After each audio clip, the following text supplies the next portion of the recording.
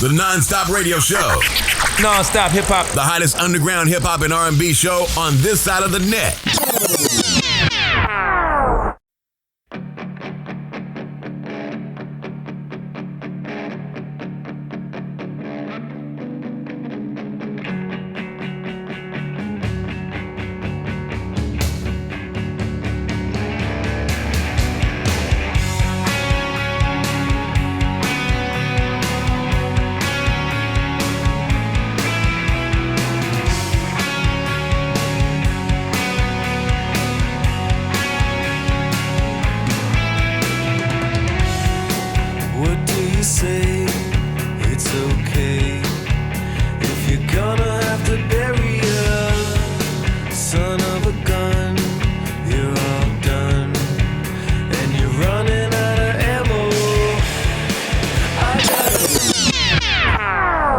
Yes, ladies and gentlemen, welcome back to the show. Once again, it's your boy Emilio Wegbar. And I would like to say thank you to each and every one of you for taking the time out of your busy schedule to tune into tonight's presentation as EJP Entertainment presents the Artist Spotlight. You already know what it is. We at the point of our show where we are joined by tonight's special guest. But before we do so, ladies and gentlemen, please make sure you go follow us on IG at EJP_Entertainment to stay up to date with everything related to EJP Entertainment. Yes, ladies and gentlemen, welcome back to the show. Once again, it's your boy Emilio Wegbar. And I would like to say thank you to each of you for taking the time out of your schedule to tune in here to yet another episode of this show. And if you haven't done so yet, it would definitely do us a favor if you go and follow us on IG at EJP_Entertainment to stay up to date with everything related to EJP Entertainment. And also for all of you out there that would like to check out the visual side of our platform, the content side of the platform, then you can head on over to our YouTube channel, also titled EJP Entertainment, where you can subscribe to the channel, hit the notification bell to stay up to date when we're dropping brand new videos and all that good stuff. And then you can also, like the videos and share it with your friends and all that good stuff. But with that being said, folks, here we are tonight at the point of our show where we are joined by our special guest. And once again, ladies and gentlemen, we got Boston in the building.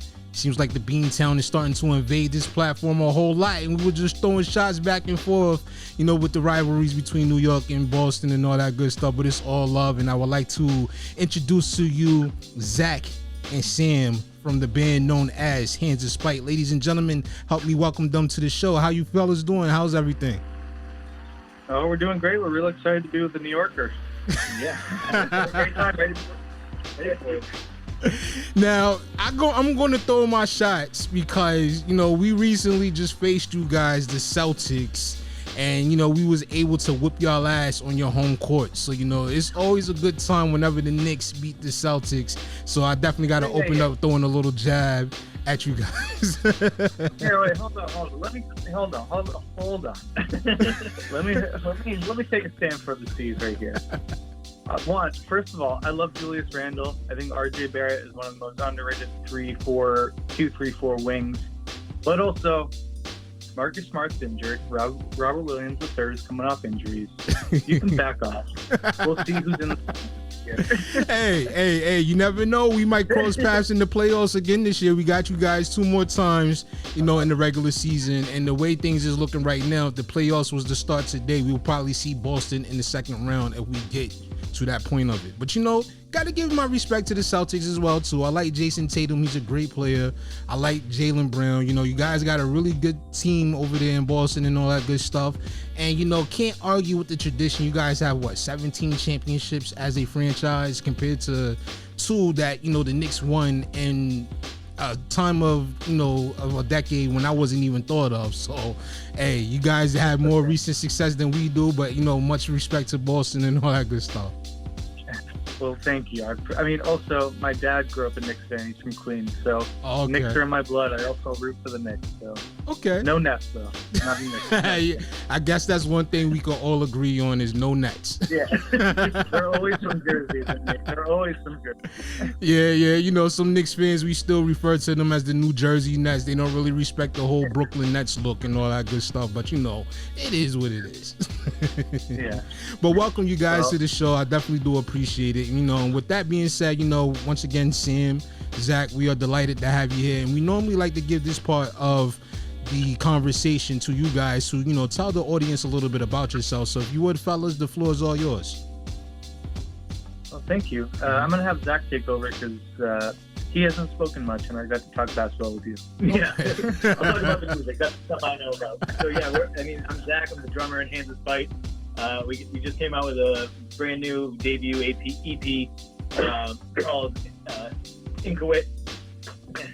Go get it's 5 tracks of pure awesomeness. It's just like so. We're a band who hasn't been together for a long time, but we got this really great bond as a group of people, just as friends and as just general people, and we're just happy to get together and play this music, and we're just creating a lot of content, trying to get a lot of buzz going, and trying to just make music that we want to make and that makes people feel good and that's exciting and just gets you going.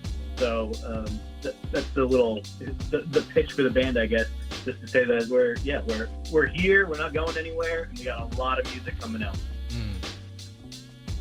Nice to meet you, Zach. I'm now Sam. No, I'm done.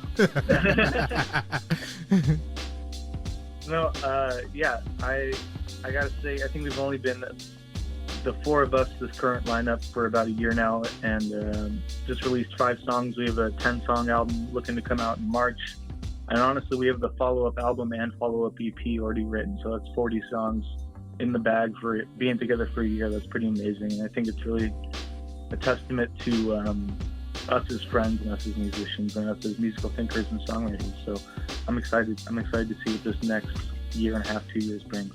Wow. So, you know, that is a real good testament to you guys' work ethic and also your chemistry to have 40 songs already ready within a year's time, ready to go and all that good stuff. So with that being said, you just mentioned that you guys been together for a short time. So how did you actually meet? Was y'all friends growing up and just decided to form this band, Hands of Spite, or how did this whole situation come about?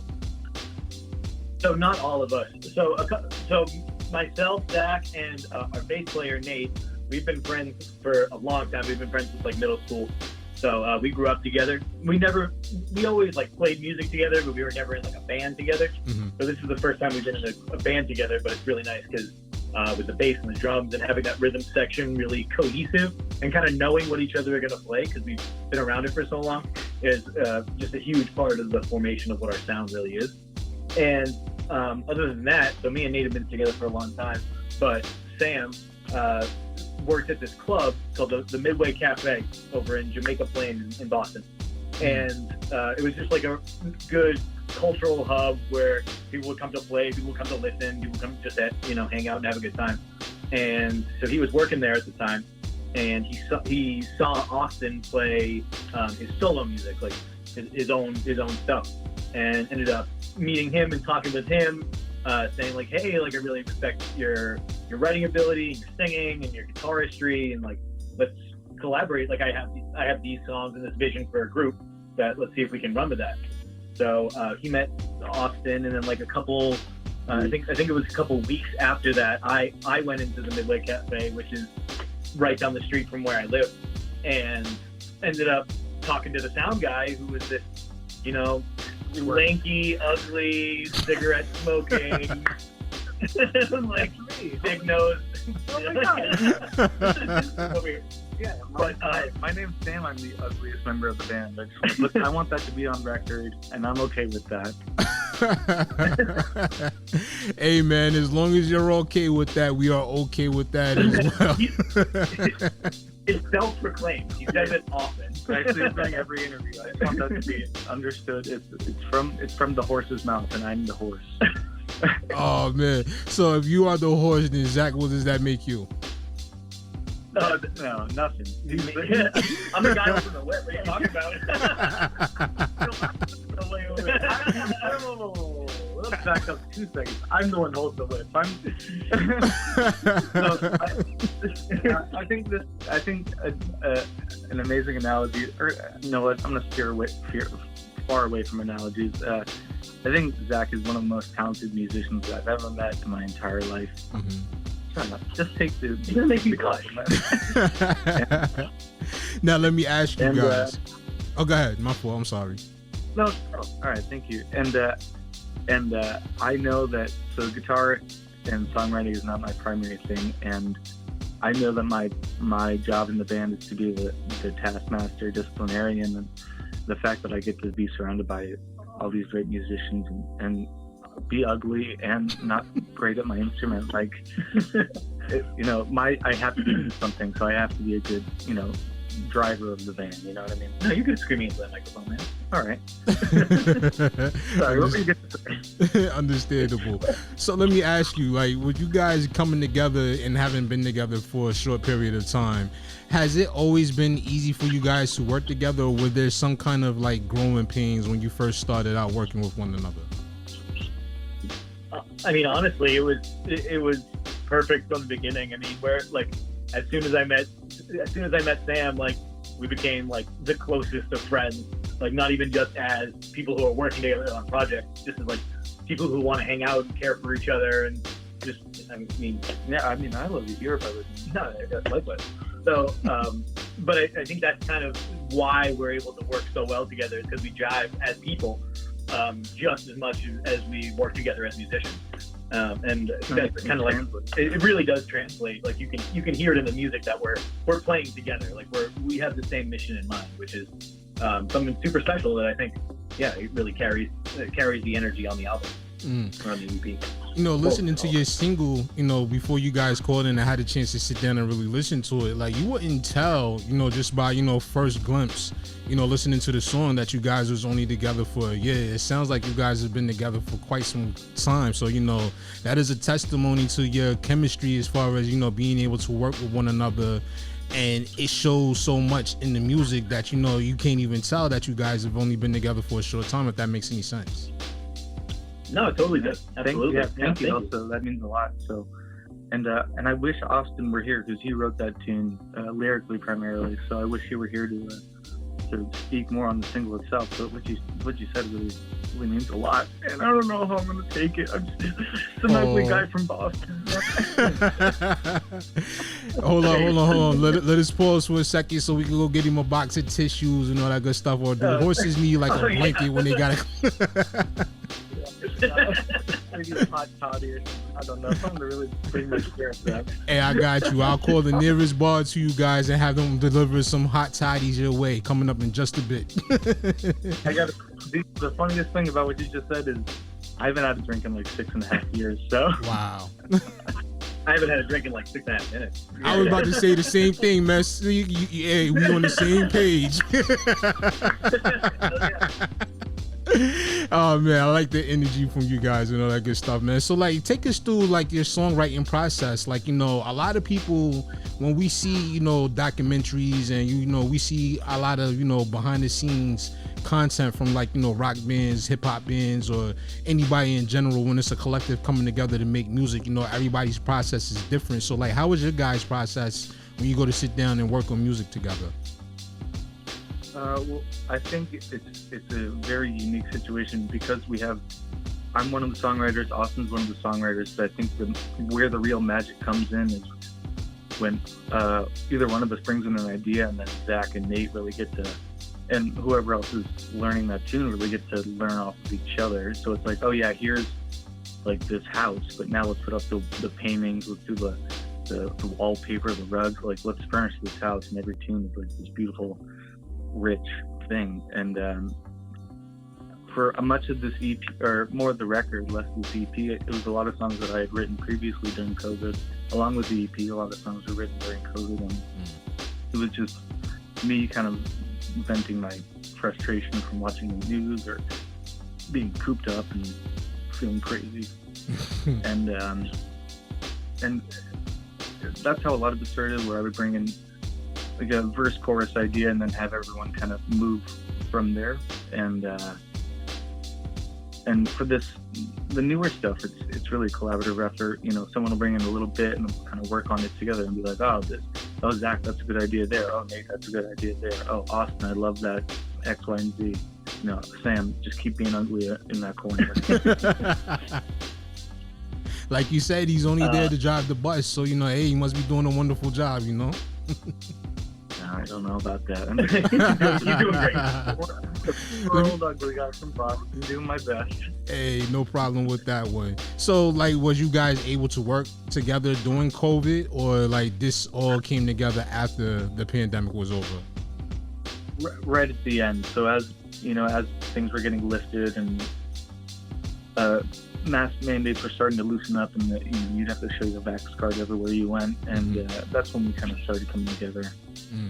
So what's the vibes like right now in Boston? I know things, here in New York, all jokes aside and everything, is kind of starting to get back onto track with, people getting back out there and being, not so afraid to be around people. So it's good to see that. But, in other cities, some people, they carry on with life like it never happened. And then you got some people that are still living like it's still 2020. So what's the mood like right now in Boston? I feel like I could probably speak pretty highly to that, or well to that, because like as a day job, I'm a bartender and work in a restaurant. So I see like firsthand what's going on. And like, honestly, most of it's like it never happened. I mean, people are coming in and packing bars and standing right behind each other, and like people on top of each other, and mostly no masks. So, I mean, I see a fair amount of masks where I work. Yeah, I've definitely seen some masks, but it's personal preference and it's not anything that's mandated. Yeah, but I think it's been kind of back to normal as it's gonna get. Because, like, for the most part, it's like, I mean, you can go to restaurants, you can go to shows, you can watch movies, go to the movies. Like you can do all the things that involve like social interactions. No one's really too concerned about distancing, and if anyone who's concerned is the other people wearing the masks, and so they're taking and that's them taking care of themselves. Yeah, like that's respectable. Very, very, very good thing to do if you still don't feel comfortable. Yeah, and that's one thing I don't ever, scrutinize anybody over. Like, if you feel comfortable with wearing the mask still, I respect it, and I just ask that, that my wishes as far as like the way I choose to handle my everyday life, as far as everything is concerned post-pandemic, I just ask for that same respect back, and it's good to hear, that a lot of people are starting to get back to just living life once again, because, that last 2 years was just, 3 years now, has just been, just one big blur, as I continue to describe it, because it seemed like so much stuff happened in just a shorter period of time.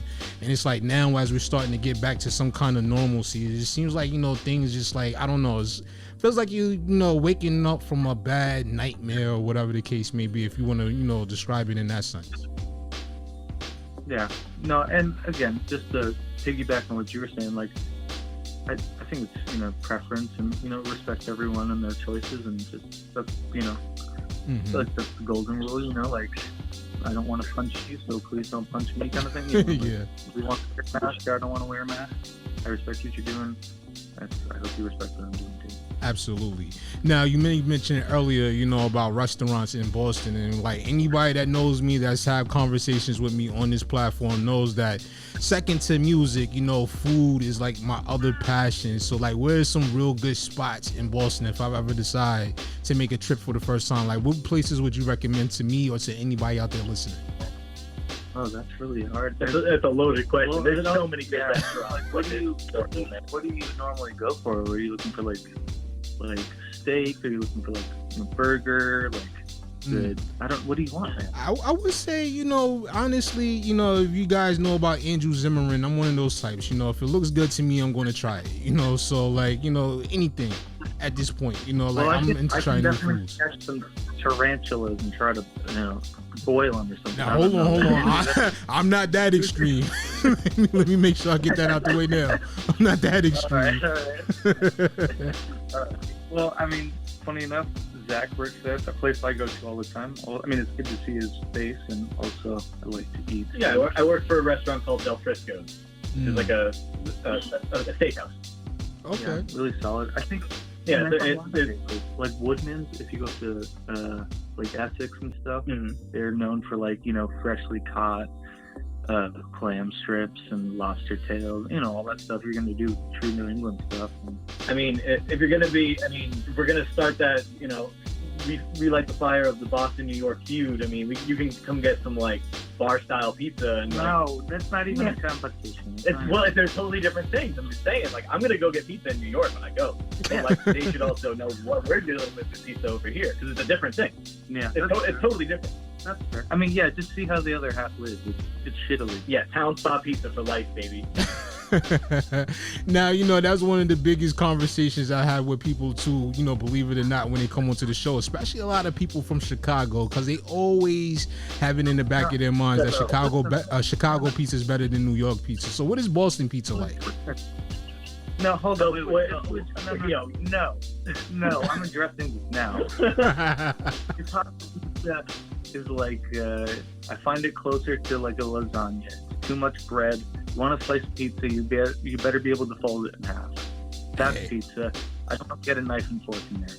Hey, I don't know about the knife and fork, but you can definitely give me a slice that I can fold in half, and I'm good.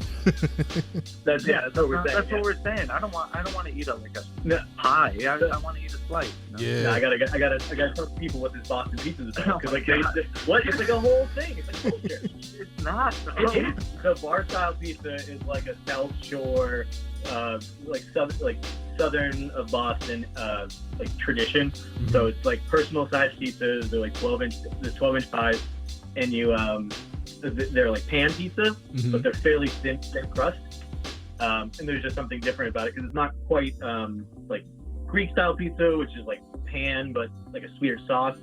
But it's just this very special thing, and there's feuds all over the area of like which one's better, and like, because there's a bunch of different places that make that style of pizza, but like the South Shore bar style pizza is something that I hold near and dear to my heart, even though it's totally different. I'm gonna throw this out there. I've never heard of it, and I don't care about it. No, I'm teasing. I mean, at the end of the day, pizza's pizza, and it tastes good. But again, I want New York style, or I want Italian Greek style pizza. I think I hate you now. Really? Oh shit! Let's not turn it into a pizza feud. Oh man, you've done so much damage to Yeah, you're about to break up this band. Yeah. The slice that made it all fall apart. That was so cheesy, man. I gotta tell you, that was too cheesy. No, I liked it. I'm a huge fan of cheese. We're talking about pizza. I know, that's the joke. No doubt about that, man. So we also mentioned earlier at the beginning of this conversation, you guys just released an EP, or have an EP coming out, if I'm not mistaken. Let me make sure that I'm looking at it correctly. Yes, you just released it. Now, how do you pronounce the name of it once again for all of the viewers out there? Inchoate. Inchoate. It means not fully formed. Interesting concept. Yeah. What made you guys come up with that for a name? Well, I kind of came up with it on the fly. No, I'm kidding. It means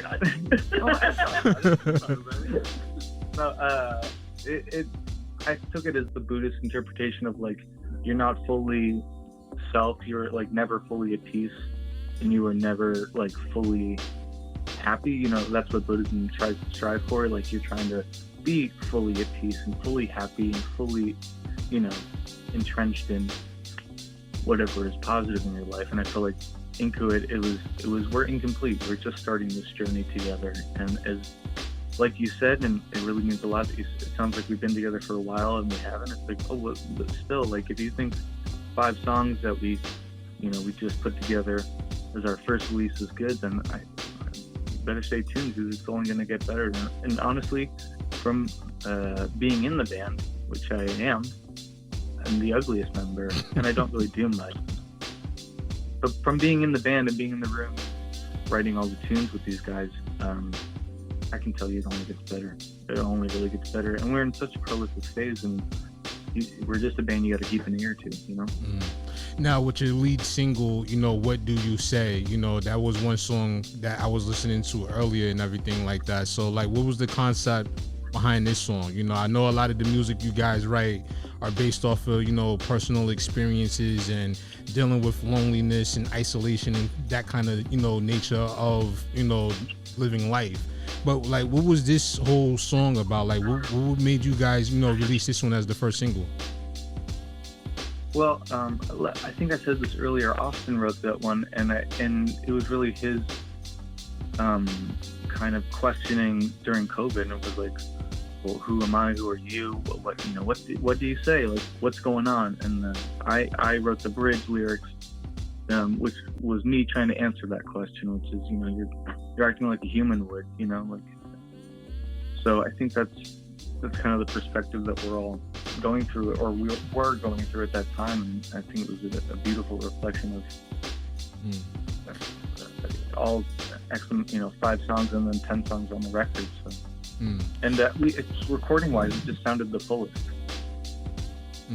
Got you. So, like, to you guys, like, what would you say would mean, like, what would be like the perfect scenario for you guys to find yourselves in as a band, like with your music? Like, what is your goal? Like, what do you hope to achieve as a collective? Well, I mean, not to sound arrogant, which is always feels like a preface to something bad, but not to sound arrogant, but I think we're one of the best bands no one's ever heard of yet. And you got to keep an ear out, because we only have better stuff coming out. And if you think these 5 songs are good, I think the next 10 are great, and the 10 after that, and the 5 after that, and 500 after that are going to be even better. So, and I think what we really want to do is we want to be a touring band. We want to be, I don't know if rock stars is the term, or or whatever that means anymore, but I really do think working musicians, and I personally don't care about an award or anything like that. I just want to hit the road and make this our full-time job. I truly understand that, and I respect it. Thank you. Yeah, and personally, like from where I'm at, I just want to make great music. I just want people to hear it. I just want to keep playing it, and just wherever that takes us is great. And I mean, I'd love to keep making this stuff and keep pumping it out and have people just love it and eat it up. So what has been the response that you have so far received from people that have actually, had the opportunity to sit down and listen to Inchoate? They don't like it. They don't like it. I've only had positive response. Everyone's definitely really, really enjoying it. Yeah. Again, so far so good. That's at least the people I've talked to, but people don't talk to me. I look very ugly. So let me find out. They're gonna have to put a bag on your head when you guys get out there and actually start, performing. I love that. Wait. That should be our album cover. Like a band photo with a bag on your head. That's fucking awesome. I love that. Oh man. I mean, I don't know, because being that you are the lead singer, Sam, it may be a little difficult to be able to sing with a bag on your head. So maybe they just have to make it a little dark in the venue, or you just have to wear, like one of those Phantom of the Opera masks or something like that. Maybe that might even be even better. I personally think that's really sexy. Ski mask. I have a ski mask. There it is. Okay. Wait, is there a way for you to look at the album cover right now? Yes, I actually have the album cover up here on the screen. Oh man, see that guy that looks really French? The bald guy? Yeah. With a cigarette in his hand? Yeah. Yeah, that's me. Okay.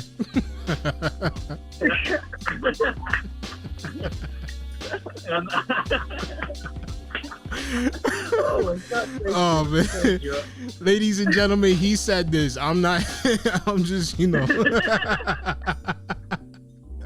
Oh man. Different, so I get it. I'm still looking. Oh man. Hey man, put it like this, like I used to get told when I was growing up, I could be the ugliest person. There'll be somebody out there who will like it regardless. Yeah, sure. Yeah, I mean, Zach's my friend, I guess.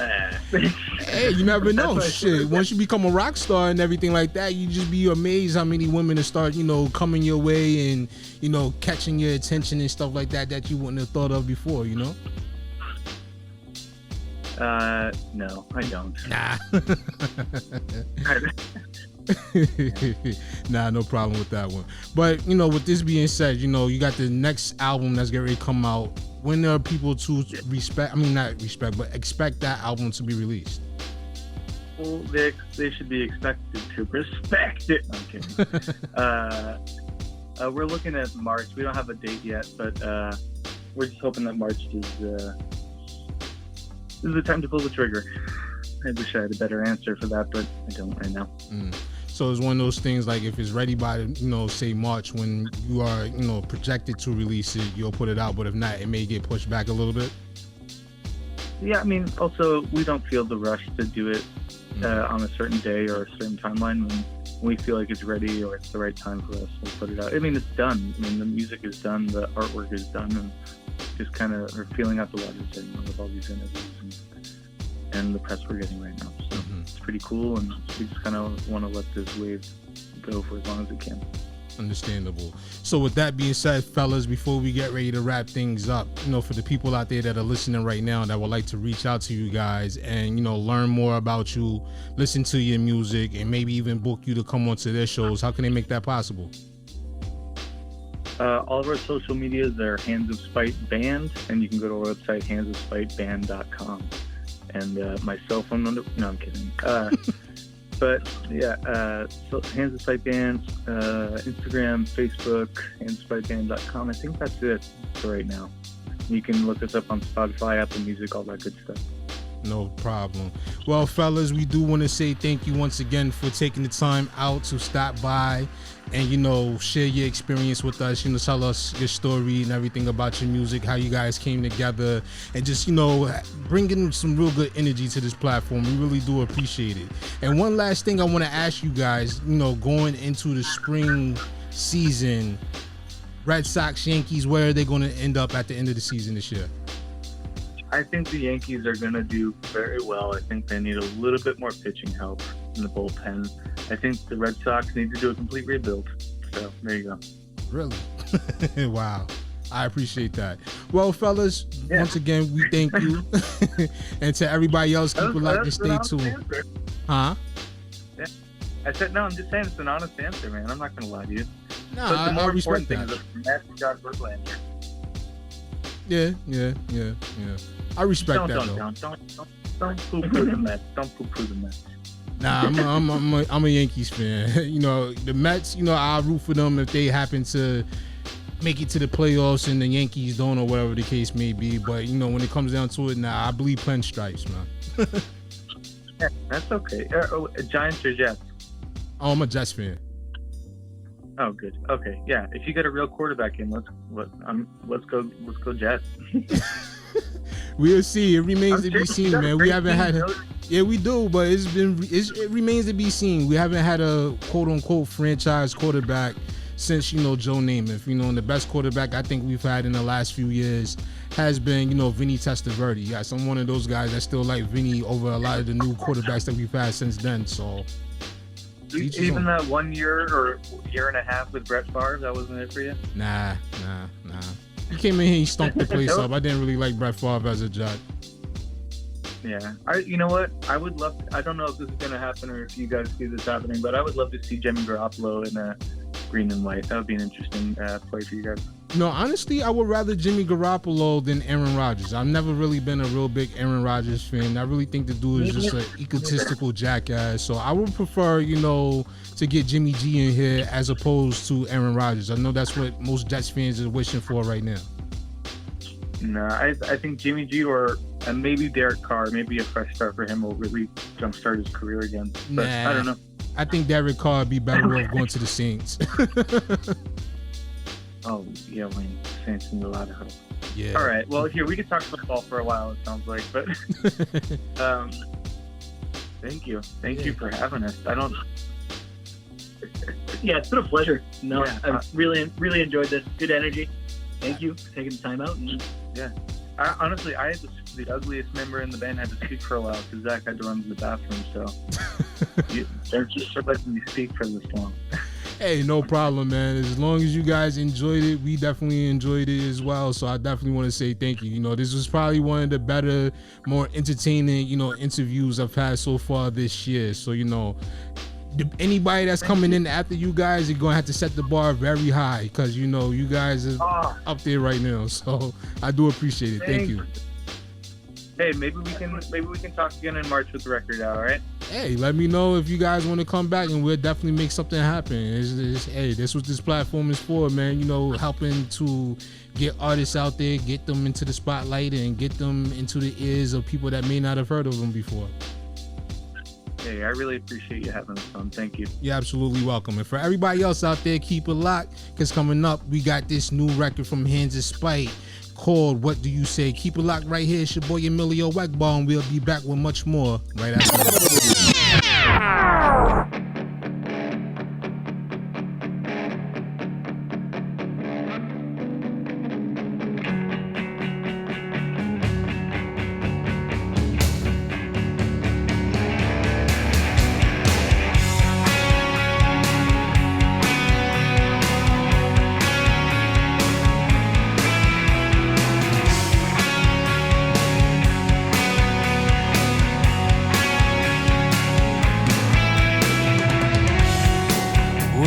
Say it's okay if you're gonna have to bury a son of a gun. You're all done and you're running out of ammo. I got another one up my sleeve. Here comes another one raining down on me.